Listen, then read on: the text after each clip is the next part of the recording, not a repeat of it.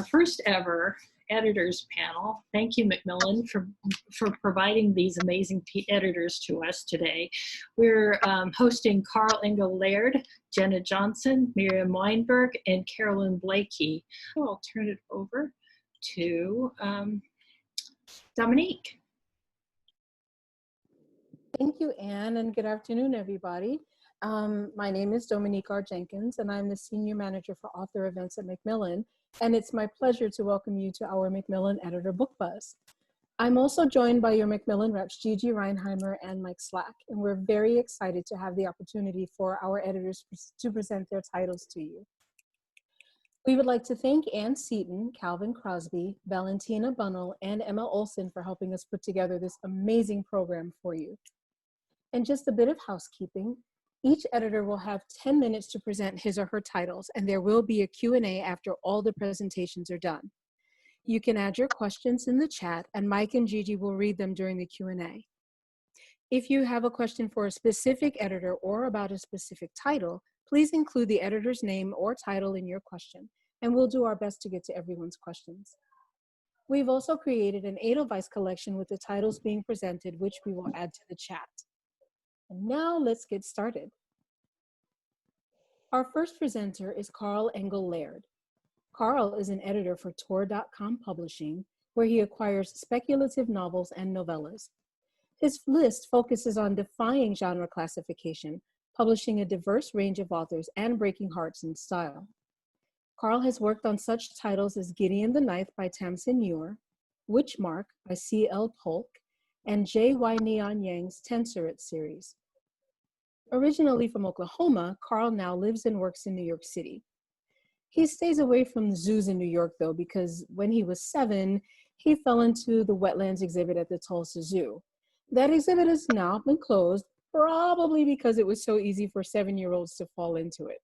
Hi, Carl, and I'm very glad that you survived the fall.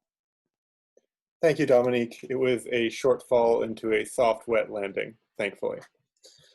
My first title that I'd like to talk to you about today is Ring Shout by P. Djeli Clark. In America, demons wear white hoods.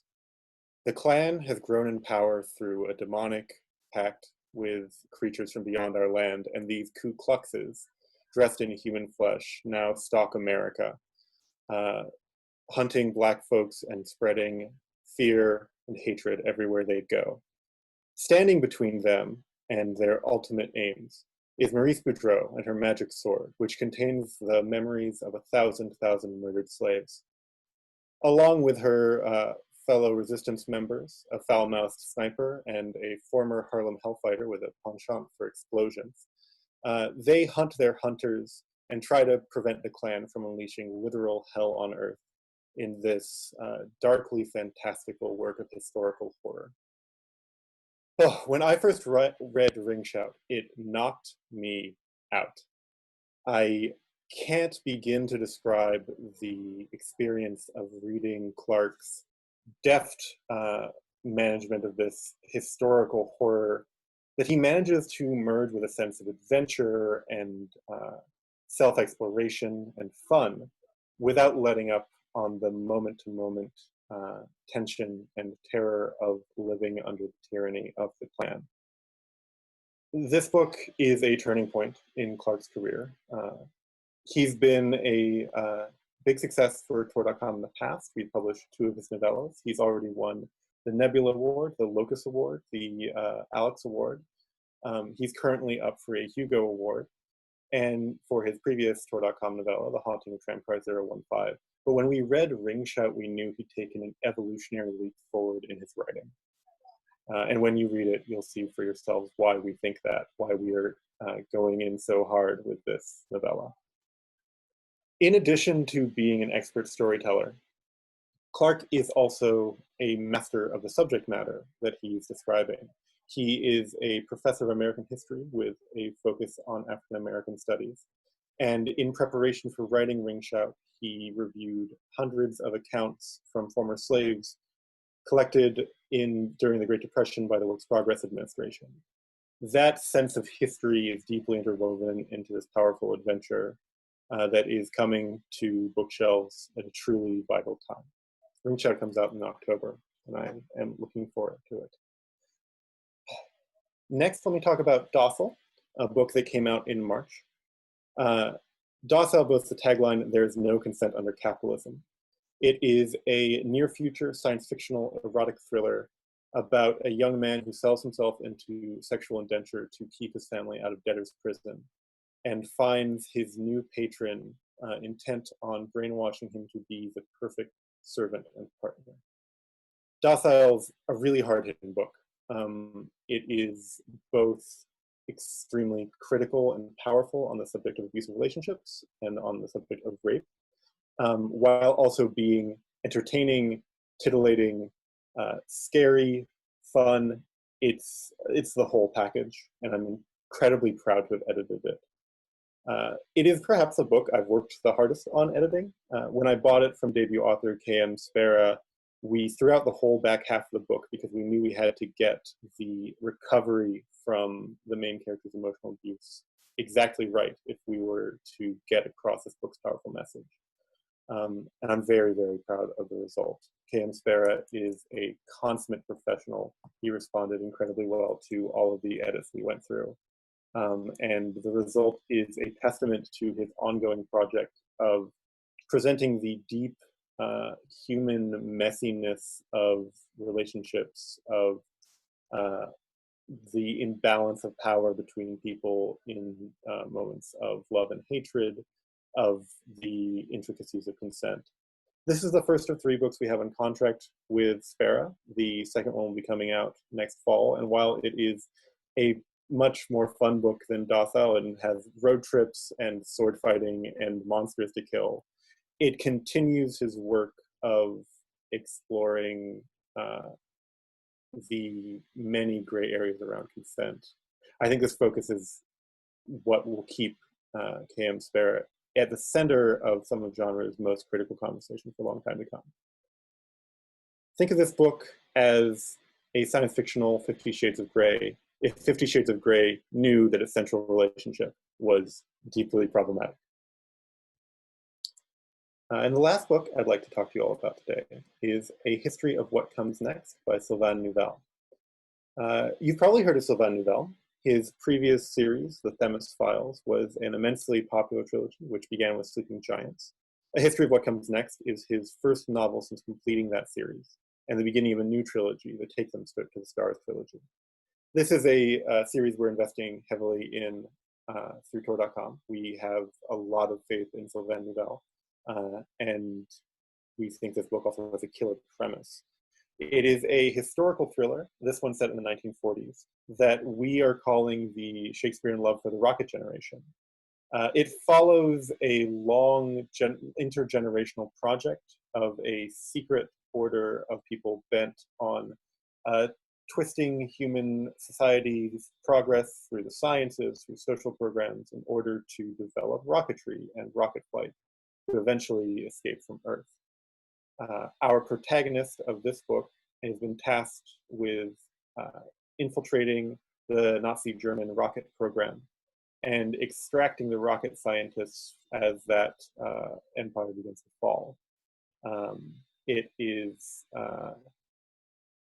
as the first in this trilogy that goes through the whole history of rocket flight, the second book will continue into the 60s rocket race. And then the third book will bring us up to the modern era of rocketry. This book is a thrilling read. It's full of amazing set pieces, light and compelling writing, fascinating history, and sensational storytelling. It reveals the facts that are as strange as fiction and fiction as strange as the facts. And it fills a gap in the arena of science fictional thrillers that we think has been empty since Michael Crichton left the throne. We think Sylvan Nouvelle will change the whole game in SF thriller space, and this series is a perfect way to do that. And I think I came in under time, so I'll give this back to you, Dominique. You did, and thank you so much, Carl. So really, 50 Shades of Grey meets, that sounds very interesting. I might have to read Docile. Oh, I will say about Docile, we have entered into a project with Docile of trying to give readers the tools to enthusiastically consent to the project. So I should say there are content warnings on this book. You can look into them. It is a very explicit and very sexy text, and also one that doesn't shy away from any of its subject matter, which is largely about situations of non-consent and dubious consent. Great. So fair warning, it is a very fun read, but it is one to go into with open eyes. Excellent. That is very good to know. Carl, thank you so very much. My pleasure. Thank you all for having me. Our next presenter is Jenna Johnson. Jenna is an executive editor at Farrar, Straus & Giroux, and has published a range of award-winning and best-selling titles, including Severance by Ling Ma, The Turner House by Angela Flournoy, We the Animals by Justin Torres, and James Beard winner Save the Deli by David Sachs. Jenna's recent and forthcoming authors include Raven Leilani, Samantha Hunt, Sarah Moss, Eleanor Catton, Tavi Gevinson, Sarah Swan-Yen Bynum, Marie-Helene Bertino, and S.M. Hulse. Jenna publishes fiction and narrative nonfiction with a particular interest in fresh voices, stories from around the world, religion, cultural history and biography, natural history and ecology, and food. And speaking of voices, Jenna sings with a choir and once had the honor of singing backup for Broadway legend Patti LuPone. And Jenna, how amazing was that? It was pretty amazing. I have to say, the aerialists that came down from the sky at this benefit at the New York Armory, it's, let's say, 100 feet high, were not even as amazing as getting some very colorful singing tips from Ms. LuPone in rehearsal. So it's a really good reason to be in a community choir if you've ever considered it. You never know who you're going to run into. Awesome. Thank you, Dominique, and thank you to everyone who's here. I know it's a weird time to be in another Zoom call, but we're so glad to be able to talk to you about these books. And today I'm here to sing about some other amazing women, not just Ms. LuPone, each of whom deserves to have you in her choir of supporters. First up is Parakeet, which is the new novel by Marie-Helene Bertino. This comes out on Tuesday of next week, so your copies may very well be waiting for you in your mailboxes. And I've always found the easiest way to describe this book is to say that it's sort of what Greta Gerwig and Alfred Hitchcock would have written if they'd had a collaboration. And by that I mean it's strange but joyful, it's paranoid, but it's very, very funny. In fact, we just today received the review that will run in Sunday's New York Times Book Review, where Beth Kalb heralds it as deeply funny, disquieting, darkly comic, and vulnerable and true. The rest of the review is full of enticing descriptions that showcase the book's serious themes: trauma recovery, gender identity, how we support each other in crisis, how we make our own stories make sense, and its innumerable charms too. You probably read and were moved by Marie's first novel, 2 a.m. at the Cat's Pajamas, which was published back in 2014. I can tell you that Parakeet is just as emotionally resonant as that book, but even more sharply and disarmingly insightful. Parakeet has been appearing already on a lot of the best of the summer lists, Vogue, New York Magazine, LitHub, and more of them. And if you're really eager to get into the book and your shipment hasn't arrived yet, you can take a peek at the first chapter, which is up at Electric Literature, and comes with a rave introduction from Claire V. Watkins. Lauren Groff and Mira Jacobs are also big fans, and Mira says it's a book that releases actual magic, which we could all use some of, I think. For my featured fall title, I'm actually going to sneak in another book that has been hitting the best of the summer lists, but it comes out in August. And given everything that's happening right now and the way time moves, for me at least, I think it will probably feel like fall by August. I hope you've already heard about this book. It's called Luster, and it's a debut novel by Raven Leilani, a young writer whom Zadie Smith profiled in the February issue of Harper's Bazaar. They're comparing Leilani to Sally Rooney and Muriel Sparks, but also saying she's so much more, really the voice of a generation, and a writer of exhilarating freedom and daring. That last line for me captures the experience of reading Luster. It's completely exhilarating. It's a very short novel, but it is entirely uncontainable. It bursts with energy and emotion and intelligence on every single page, and it surprises you all the way to the end. A lot of people have commented that I can't really tell you this because it'll give too much away, but it starts with one relationship and it ends with another, and that narrative arc is really one of the biggest surprises of the book. It also forces you to examine what you think you know about sex, about race, about class and rage and female friendship, about art, about video games, and about what kind of costume you should wear to Comic-Con. Raven is herself a sci-fi fantasy geek who started writing through fan fiction, and she's also a painter, and her descriptions of the tentative steps young artists take as they figure out their way are really perfect encapsulations of the yearning and the fear of staking your claim, as well as the bursts of knowing and ambition that you might feel. Lester is ambitious itself, without a doubt. It has a lot to say, and it is difficult to pick which of its themes to focus on. They're each so expertly crafted and woven together. But it is also enormous fun. You get sex on the first page. You get one-liners that bite as well as tickle. You get send-ups of bad behavior, send-ups of well-meaning behavior revealed for its passive rot, and you get some of the most gorgeous underline-worthy language you'll read not just this year, but ever. You want proof, maybe? Well, then here's part of an early Goodreads review. The writer can seriously turn a phrase, "I don't normally read with a highlighter, but I went to the store and bought one," that was written in caps, "so that I could highlight so much exquisite prose." So maybe if you don't already carry highlighters at your stores, you should stock up and stack them right next to Lester in August. I wish I could fill my closet with t-shirts printed up with lines from this book. I wish I could hand out cards to people in the street with lines from this book. But I'm going to settle for the glorious job of just making sure as many readers as possible get the chance to read this one. I'm not the only one who feels this way. We have supporting quotes from the likes of Zadie Smith, Mary Gateskill, Angela Flournoy, Ling Ma, Justin Torres, Britt Bennett, Katie Kitamura, Sarah Baum, Caitlin Greenidge, and Ellen Hildebrand. Many of these are not just supporters or boosters, but real champions.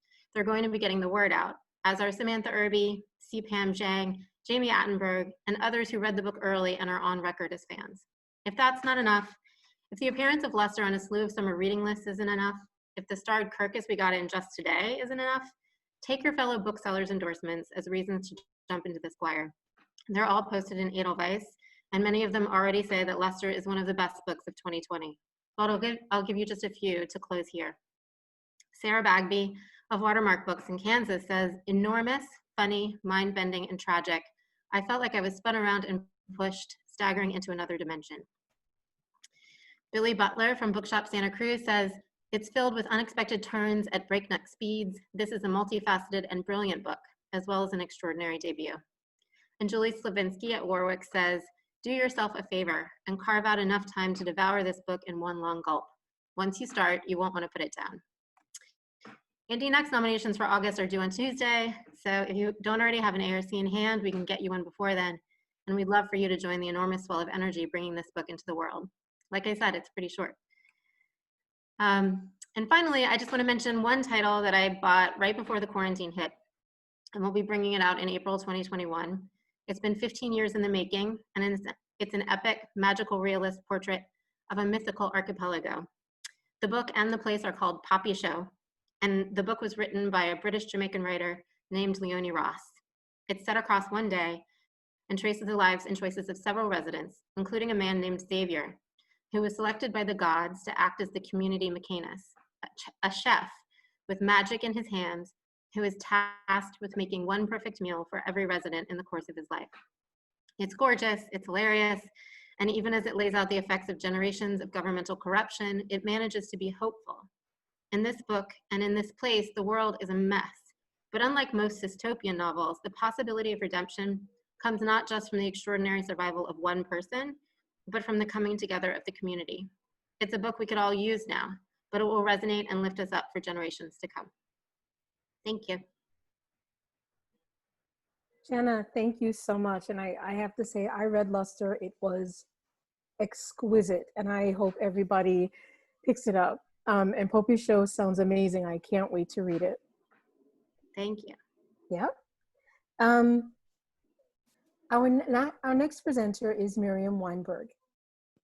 Miriam is a senior editor at Tor Books, where she acquires books across the speculative fiction field with a focus on underrepresented voices, compelling storytelling, evocative world building, and strong writing.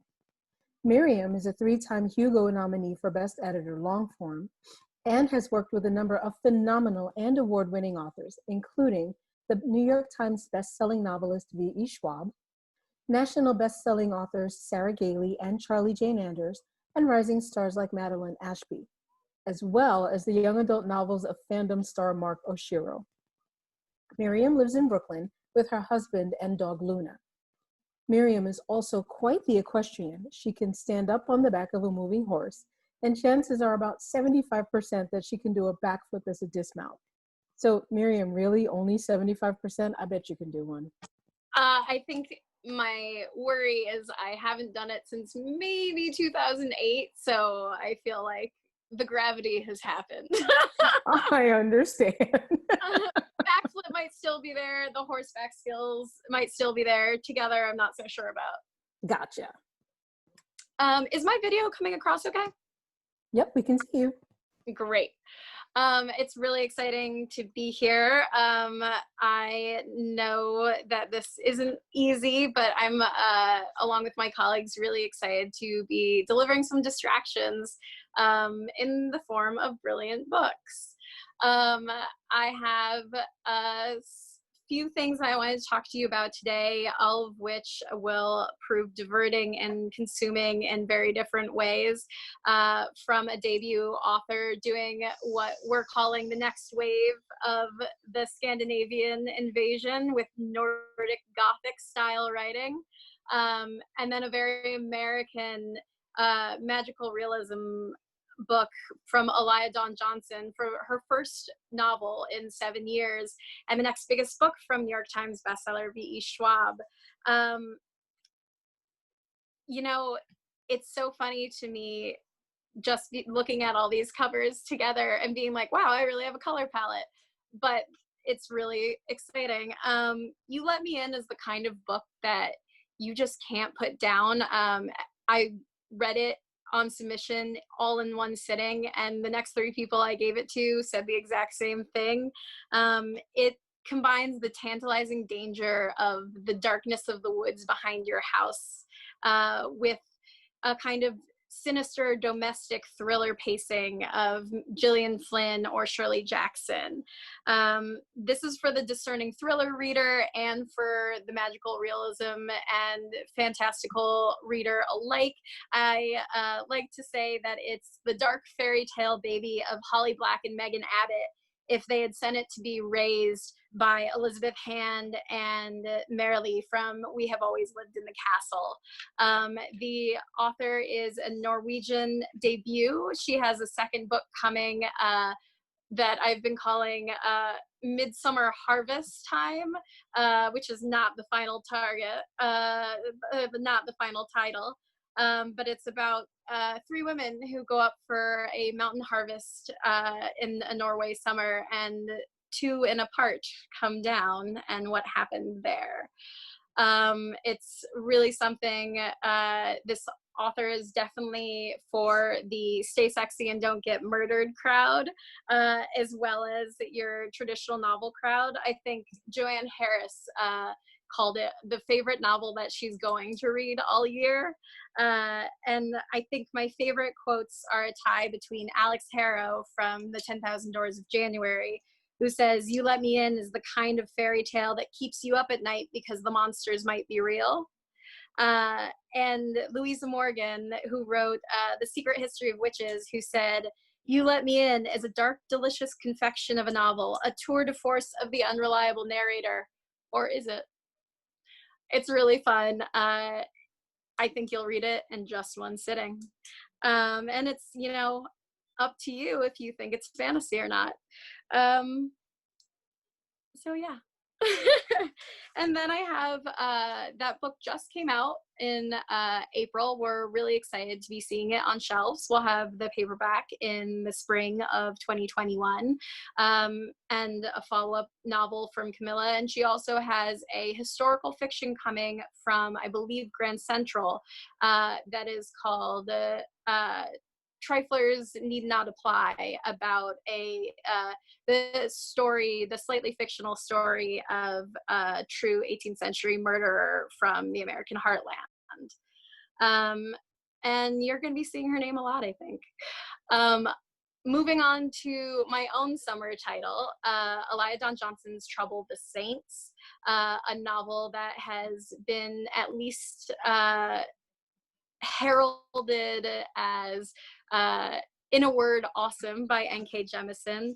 Elia is a really fascinating short fiction writer, an acclaimed YA novelist, who's bursting back onto the scene with her first novel in 7 years. I'm so excited to be doing it. Think about the magic of the night circus and the unspoken historical context of, say, Colson Whitehead's Underground Railroad. This is a really interesting look at storytelling and descendants and power and what we owe ourselves and each other in the world, all against the darkly glittering backdrop of New York City, post-Harlem Renaissance, and right before the dawn of World War II. I told myself I'd never do a World War II novel, but this has World War II in it, and it's perfect. With fans like the aforementioned Nora Jemisin, Elia is also one of the favorites of Karen Russell and Kelly Link, who will be bringing out a collection of short stories under her own publisher's imprint, Small Beer Press, next year. This has everything. It has jazz and Harlem Renaissance and assassins and love and betrayal and family, and it's just so thrilling. It's gorgeously written, and I really think that it's a great read alike to Jessamine Ward and Britt Bennett, as well as a more traditional fantasy slate of appeal. I think that Elia has the power to be America's answer to Helen Oyeyemi. She's so relevant, and her voice is cut right to your heart. This is really a gorgeous novel that looks at a part of history that we're still really grappling with today. And I think that it's going to be something that's a perfect read for any hot summer when the jazz starts. And, you know, in some ways it's a perfect encapsulation of the magic of New York in a time when we all need a little magic, and New York itself could use some summer magic. So yeah, that's Elia Dawn Johnson. And all of her quotes are on Edelweiss, and we're really excited to be publishing her finally. And then my last title is my fall pick book. It is from the #1 New York Times bestselling author, V.E. Schwab, Victoria V.E. Schwab, and it's called The Invisible Life of Addie Larue. V is obviously, none of us have author favorites. She was the first author I acquired years ago, and it's been really wonderful to see her grow into her own power. And every once in a while, a novel comes along that seems truly like magic, and that's really her specialty.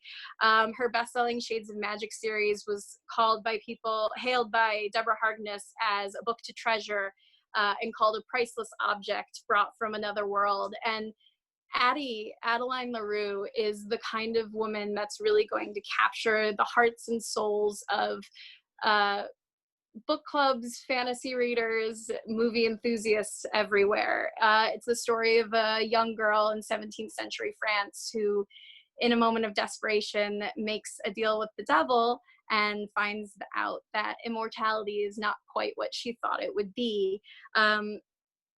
This is Victoria's American Gods moment. This is a breakout novel. It's truly perfect for the readers from 8 to 88. It's really exciting to have a book that stretches so widely into a readership, a book that you just want to press upon people in the way that we've seen people really take to, like, Erin Morgenstern and Kristen Hanna. this is a book that you really want to lose yourself in, and I think it's one of the perfect reads. I've gotten a lot of requests from friends to send it during the quarantine, because what better time to read about a woman trapped in history for 300 years and living with defiant joy and experiencing art and love, even though she can never be remembered by anyone she meets. And the best part is obviously 300 years later, she stumbles across a hidden bookstore and a boy inside it who seems to know who she is. This is just truly majestic. I can't wait for everyone to read it. I'm very happy to share copies. We have still printed the ARCs, so we can send them directly from the warehouse, COVID-free. And I'm just so excited to push V even higher and higher to the next level of her career. Miriam, thank you so much. I am in love with Addie. I read it over a weekend, and was really sad when I was done, but oh my gosh, she's my hero. I mean, yeah. So thank you. Everybody should absolutely. More than 300 years. I know. Can't we do it more? Exactly. I'm like, there should be a sequel. There should be, but anyway. Miriam, thank you so much. Our last presenter is Carolyn Blakey. Carolyn is a senior editor at Flatiron Books, where she acquires literary and upmarket commercial fiction, with an emphasis on unrepresented voices, innovative structure and style, writing with a strong sense of place and heart. Carolyn's list includes Angie Cruz's Dominicana, which was shortlisted for the 2020 Women's Prize and the inaugural pick for GMA's book club, Anouk Arud-Pragazm's The Story of a Brief Marriage, winner of the DSC Prize, Anne Youngson's Meet Me at the Museum, which was shortlisted for the Costa First Novel Award. Young Should Choose the Night Tiger, a New York Times bestseller, and Reese Witherspoon's Hello Sunshine Book Club pick, and Charlotte Mcconaughey's forthcoming Migrations. I'm holding up a heart hand for Migrations. Carolyn is also a true Jane Austen fan. She owns over 70 editions of Pride and Prejudice. We're definitely Jane Austen fans, but Carolyn, have you read every edition that you own of Pride and Prejudice? I have not. And I have to confess, most of them are still in my childhood bedroom back in St. Louis, waiting for the day when I have a slightly larger apartment. But yes, I'm a diehard JA fan. Wonderful. I hope you'll put them all together in a shrine. Well, thank you so much to everyone who is tuning in. Thanks so much to Dominique for hosting this and Kaliba for having us. I'm really excited to get to buzz to all of you about 3 very different novels that I love. So first up is Una Out of Order by Margarita Montemore. And yes, that is actually her real name. This novel published at the end of February, and it just keeps selling and selling for us. It's a national bestseller. It was an Indie Next pick and Library Reads pick. It was chosen by Good Morning America for their book club. It was one of the Goodreads staff's 3 favorite books of the year, and I think all of that just testifies to the depth of love for this charmer of a novel. And Una also has one of my very favorite elevator pitches. It's so delicious, it just instantly hooks you in. So take yourselves back. It's 1982, New York City, New Year's Eve, and our heroine, Una Lockhart, is at a party with all of her friends, counting down the minutes to midnight. But at the stroke of 12, she blacks out, and when she comes to, something's very weird. She's in an unfamiliar house. There's a stranger peering over her, and Una slowly realizes that it is not 1983, it's 2015, and she's not 19, she's 51. And for every subsequent year of her life, she is going to live out of order. So she'll never know on New Year's Eve what decade or age she'll leap to next. So as with titles like Chloe Benjamin's The Immortalists or Rebecca Searle's In 5 Years, Una Out of Order has a really clever, brilliantly executed high concept hook, but that's really just the jumping off point for a novel that explores what it means to live a meaningful life, what it means to be a daughter, a lover, a friend, when you know that your life is about to be pulled out from under you. This novel has gotten rave reviews everywhere from The Guardian, USA Today, and so many blurbers and reviewers use the word delightful to describe this book. And that's not to say that there isn't real pain and darkness in Una's life, as in any life, but the experience of falling into these pages is pure joy. And I think especially right now when we're all feeling very trapped in this particular tragic moment, it's really a kind of freedom and solace to get to hopscotch through the decades with Una and experience all of the fabulous pop culture references, music references, style references, hairdos that Margarita peppers through these pages. I think this novel has all the makings of a summer blockbuster. I think it would be such a perfect summer recommendation for your customers. And so if you haven't experienced this novel yet, I hope you will dive in and fall in love with Una like I have. So up next is Migrations by Charlotte Mcconaughey, which comes out August 4th. And this novel has the sort of fairy tale publishing story that I dream about as an editor. It's a novel by an unknown young writer from the other side of the world in Australia. She had no connection to the literary world, no kind of fancy literary pedigree, but on the strength of the read alone, this novel has captivated absolutely everyone who's encountered it, from my rights team who sold it all over the world at the Frankfurt Book Fair, to the Macmillan sales force who picked it as the company-wide book brag pick this summer, to the Book Expo committee that chose it for the Buzz panel this year, to many of the booksellers on this call who've sent in gorgeous quotes for us and have been early champions, to authors like Emily St. John Mandel, who calls Migrations extraordinary, as beautiful and as wrenching as anything I've ever read, and Geraldine Brooks, who says, I recommend Migrations with my whole heart. And we just today got our first trade review, which was a star from Booklist. So from its very first haunting opening lines, the animals are dying, soon we will be alone here, Migrations introduces us to a world and to a woman on the brink of catastrophe.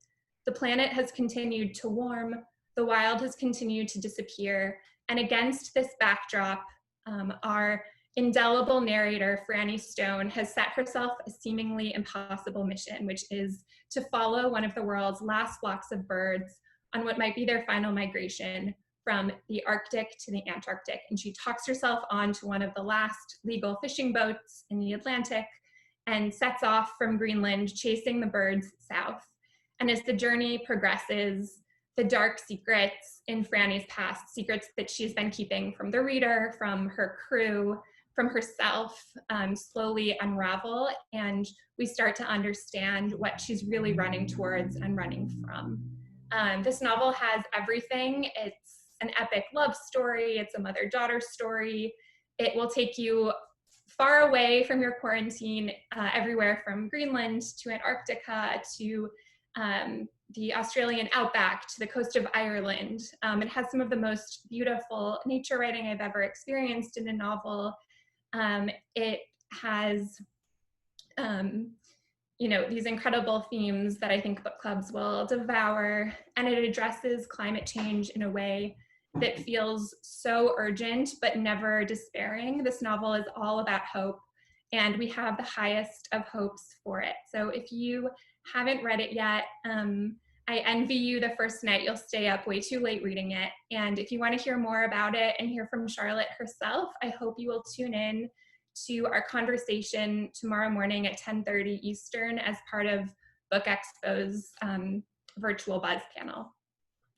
So last but certainly not least is a novel by Angie Cruz, who I imagine is probably familiar already to many of you. We published her novel Dominicana back in September, and that was a real breakout book for her. It was on pretty much every most anticipated list of the fall. It was reviewed everywhere.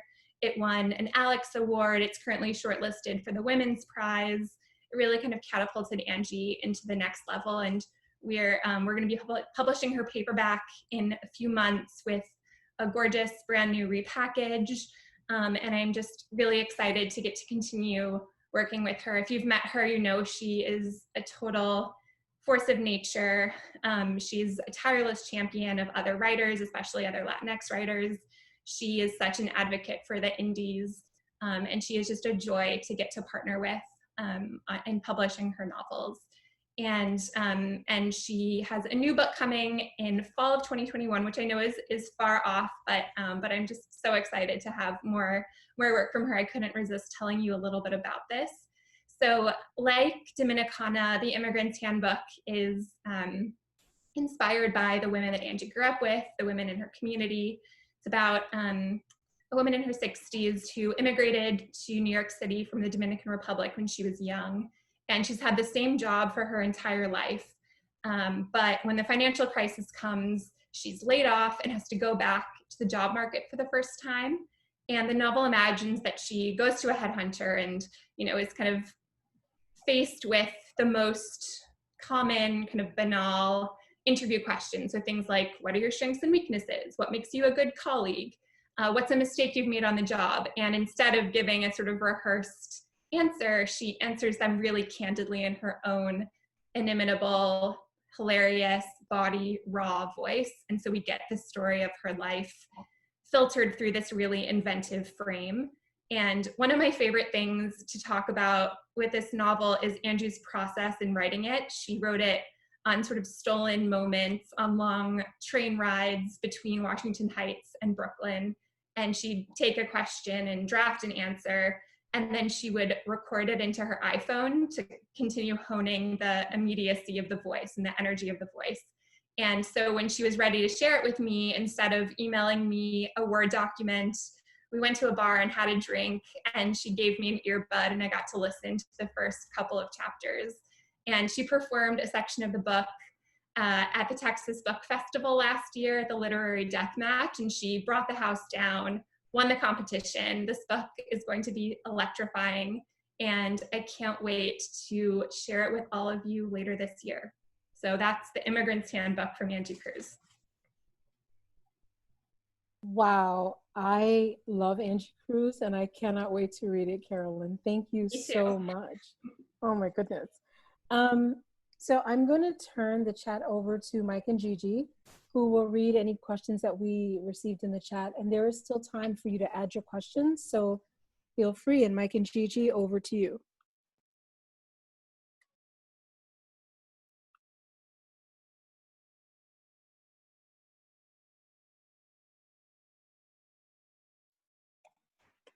Sorry, I was on mute.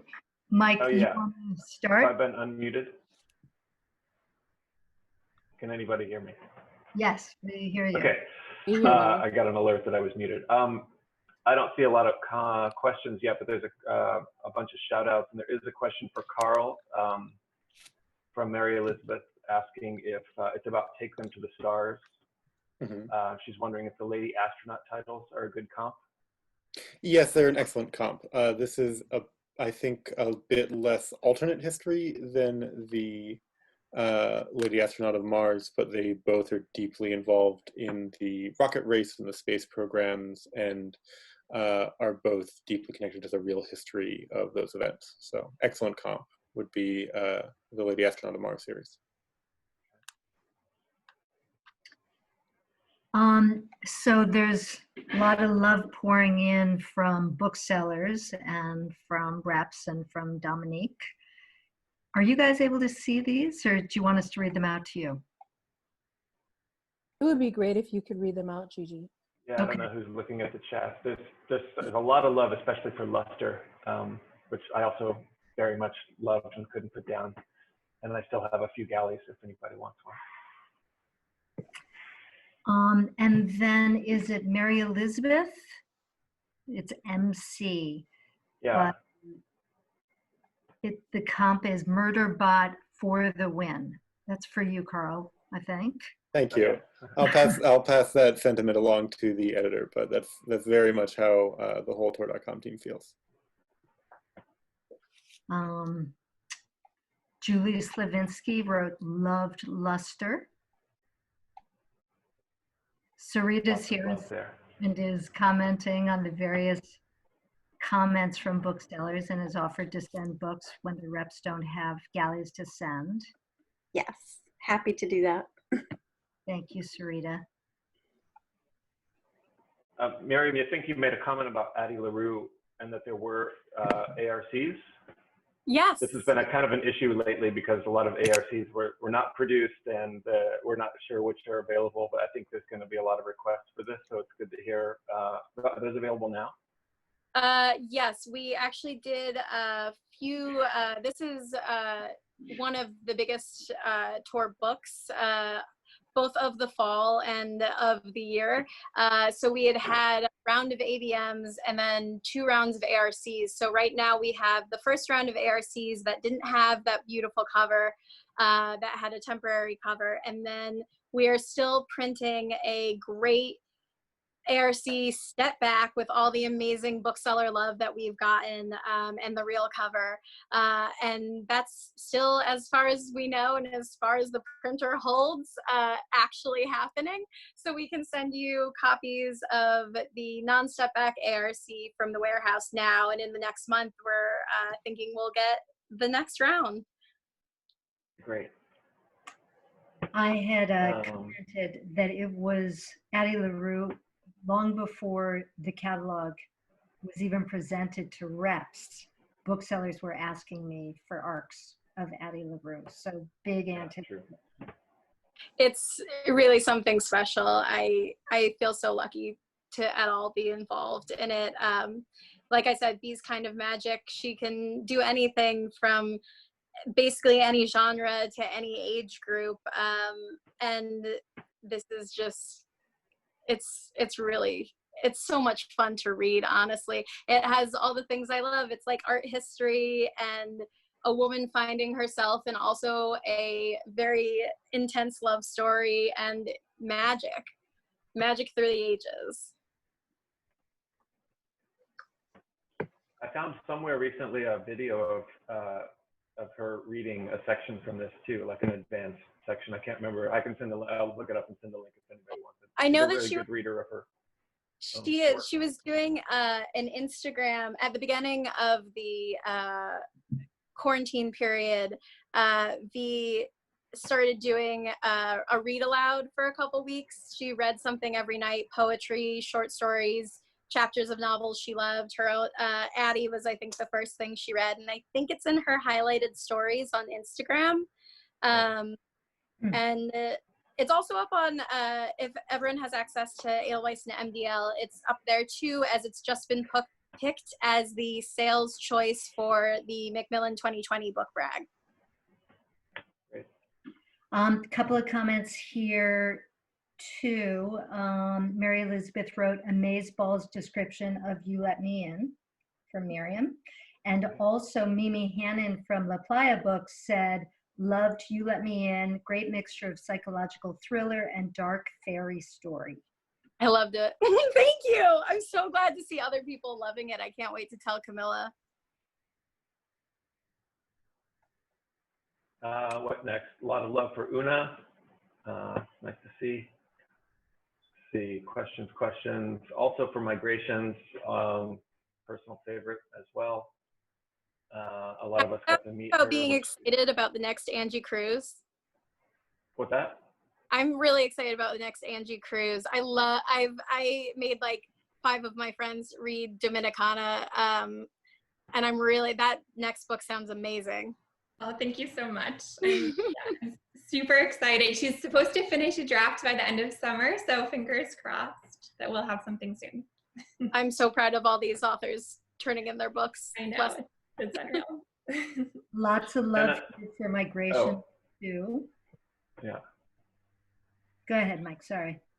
Oh, I was just remembering that we had a dinner for migrations, like just weeks before everything shut down, and the fires are still raging in Australia, and it's such a crazy time for this book to come out, just generally.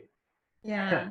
Because it starts on this kind of end of the world note, and then it evolves into, I just love the structure of this story. Now it seems like it's going to be one thing, and then it just keeps opening up into like, oh wait, it's that. No, wait, it's this also.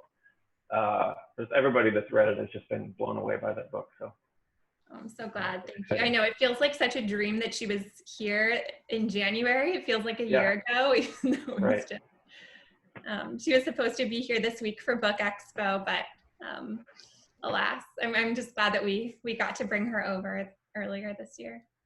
Yeah. You know, all the migrations, Louisa Smith said it was one of her favorite novels of the year, maybe the favorite. And I'll tell you, I've heard that from some other booksellers too. So that is really high praise. Great. Thank you all so much for being early champions. Jenna, there's a question here. It's written for, I think somebody put it, oh, wait. Dominique, I think you were asking about luster and what age group it's good for. Yes, because I feel like that's a really important thing for booksellers to know. Yeah, absolutely. We've had fans. We've been pitching it as, you know, sort of directed at young women, like Sally Rooney, like Otessa Moshfegh, but it's been finding fans across age groups. So I think, you know, we're targeting young women, but you know, as you can see in the range of blurbers and certainly in the people who love it around our office, it's really affecting. I think the quality of the writing, you know, it's a shocking sort of intriguing premise, but the quality of the writing takes it to the next level for sure. I have a question here from Ann Seaton to all the editors. Can you have a favorite author to work with? Do you have a favorite author to work with, or is that like choosing a favorite child? I think I alluded to this a little bit. It's like choosing a favorite child. I think I feel so lucky to have all the authors I have because they're all so weird and brilliant and fascinating, and their interests in all the myriad of ways. And I think the best part actually for me of being an editor is getting to all of these personalities to, it's never boring, you know, you get a lot of different things from the day to day. And I think we all secretly have one or two books that are the books of our heart, or the books we're truly the ones that we feel like speak the most to us. But I think it's hard to choose between these. I think it probably feels like having multiple pets and having to choose one. And Luna would kill me, but. Anybody else?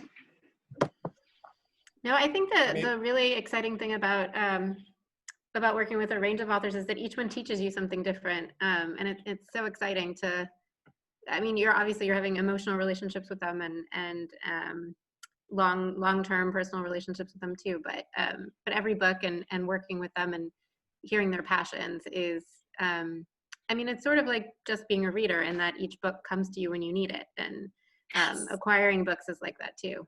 So I think in the moment you love everyone best.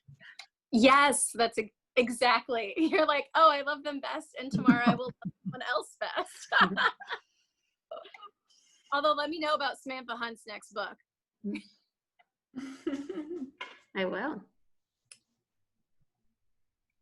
And I think especially right now when, you know, all the authors who I presented had, you know, tour events cancel and, you know, various changes made to their publication due to the pandemic, and they've just all been such champs about it and have been really resilient and understanding and creative in ways to continue to get the word out about their books. So I think that's been really inspiring and heartening for all of us as well during this time, to just see the authors handle the pandemic as well as they have.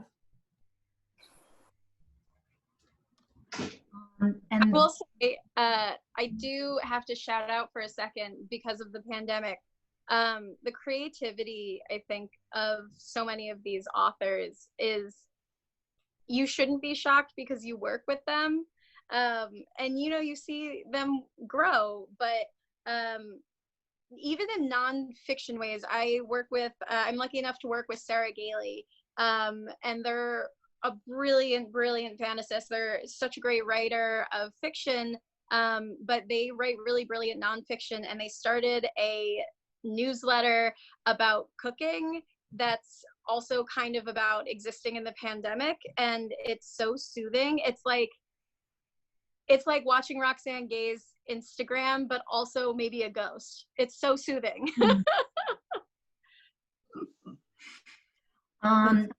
We've got to wrap up now. I think we are at time. But we absolutely wanted to thank you all again for joining us. Thank you to Carl, Jenna, Miriam, and Carolyn, and Gigi and Mike. And thank you again to Anne, Calvin, Valentina, and Emma for helping us organize our program. We're hoping it's not the last. This is the first of many. If you have any questions about any of the titles that were presented that you weren't able to ask, feel free to reach out to your reps, Gigi and Mike. We've also made sure the link to the Edelweiss grid is listed in the chat. And if you're not sure, we can always share the link with you via email. So thank you again so much and have a great day. I think Anne has a few more comments. Thanks all. Thank you. Thank Good you, to see everybody. you all. Thank you Thank all. you. Thank you. This is wonderful. And if everybody wants to turn on their mics and their videos now for one last little thing, what I wanted to remind people about is we have some more virtual events coming up. Today we have a town hall that we're going to be talking a little bit about virtual event platforms. We're also going to have a shout out to Bink. They'll be present, and we're just asking people to bring a little heart that we'll share to thank them for all the great work we've done. If you want to sign up for the town hall this afternoon, I've included that link. And you can find out about other things. We have other town halls specific to upcoming books, forthcoming books. There's one June 3rd for Homeland Elegies, author in conversation with Paula Farmer, June 3rd at 4 o'clock. That should be really amazing, as well as some other things coming up. And you can find out about all of that on our website under the Virtually Speaking link. But thank you all so much for coming. It was great to see you, great to have you here. And let us know what you would like to see in the future. Thanks, Anne. Thanks, Calvin. Thank you all so much.